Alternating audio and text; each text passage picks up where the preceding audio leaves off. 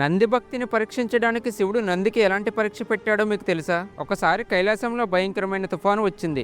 గాలి ఓరును వేస్తుంది, మంచు విపరీతంగా కురుస్తుంది. కానీ కైలాస ద్వారం దగ్గర నంది ఒంటరిగా కూర్చుని శివుడి ధ్యానం భంగం కాకుండా కాపలా కాస్తున్నాడు. అంతలో దూరం నుండి ఒక అరుపు వినిపించింది.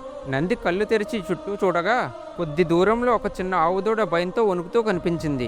దాని కాలుకు గాయాలు, శరీరం అంతా ధూళితో ఉంది. నంది వెంటనే పరిగెత్తుకుంటూ వెళ్లి ఆ దూడకు ఏమీ కాకుండా తన శరీరాన్ని అడ్డుగా పెట్టి నిలబడ్డాడు. మంచుగడ్డలు తగిలినా తన వీపుకు గాయాలవుతున్న నంది అస్సలు కదలలేదు. కొంతసేపటికి తుఫాను తగ్గింది.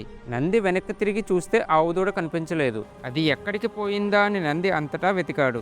దూరంగా ఏదో మెరుపు కనిపిస్తే నంది అక్కడికి పరిగెత్తాడు. కానీ అక్కడ ఏమీ లేదు. అయ్యో, ఆ చిన్ని ప్రాణిని నేను కాపాడలేకపోయానే అని నంది చాలా బాధపడ్డాడు.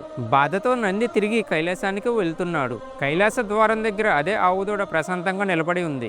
నంది ఆవుదూడని చూసి ఎంతో సంతోషంతో దాన్ని గట్టిగా కౌగిలించుకున్నాడు. నంది కళ్ళు తెరిచి చూసేసరికి తన చేతిలో ఉంది ఆవుదూడ కాదు, స్వయంగా ఆ పరమశివుడా అని ఆశ్చర్యపోయాడు. అప్పుడు శివుడు నవ్వుతూ ఇలా అన్నాడు, నంది, నువ్వు కాపాడింది నన్నే. ప్రతి ప్రాణిలోనూ దేవుణ్ణి చూడటమే నిజమైన భక్తి.